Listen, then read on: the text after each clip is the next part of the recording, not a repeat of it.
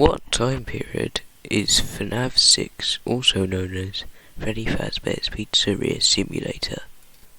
The way to tell when this time period is when the dial-up is played when you order something.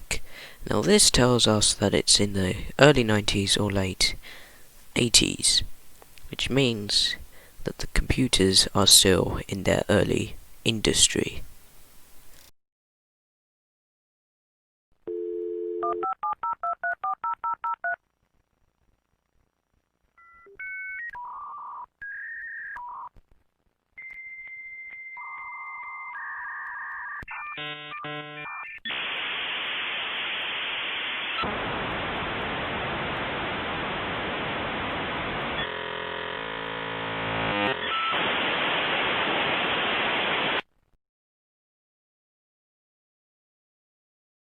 Another factor to tell the time period is the Rockstar animatronics you see in the picture to the right, the top right of the office. Now, this could be late 70s or early 80s and maybe the early 90s. But the thing is, the rock period of music can range from 1971 to 1990, which means it could be at any time period between them, which also confuses where this is placed on the timeline. Another factor is that it could be between 1980 and 1990 is the actual front screen after you die. Now it isn't the main 8-bit theme, it shows all 4 main animatronics, but it's in a retro style, which means it has to be close to the 1990s, making it so that it has to be in between 1988 until 1998. But that doesn't mean anything. We don't have a fixed point of time of when this is yet. Fazbear's Fright we will have to place at the end of the timeline, as it's the final thing, as from the newspaper page it says relics from Freddy Fazbear's Pizza, or it's like that. That means Fazbear's Fright has to be placed at the end of the timeline.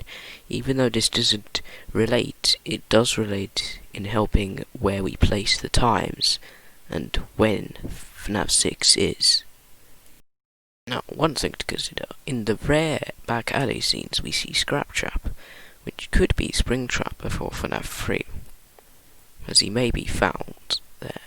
But after our building is deserted at the main ending, with all the lore reveals and stuff, it's a thing.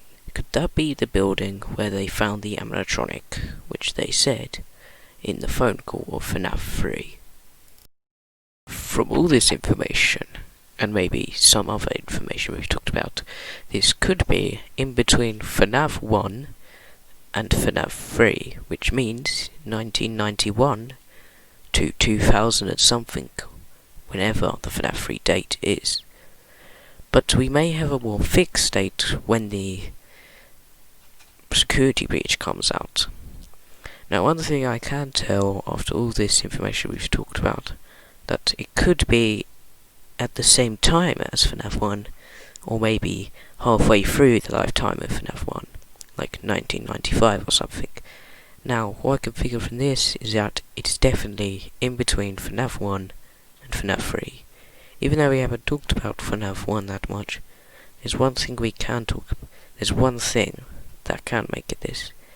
It's definitely after FNAF 2, and retro styling like this is normally in the late 80s, early 90s, which means in this theory, it is placed in between FNAF 1 and FNAF 3, or at the same time as FNAF 1, or maybe the same time as FNAF 3, we don't know. But once we get more information to the new game, we can finally tell which is when.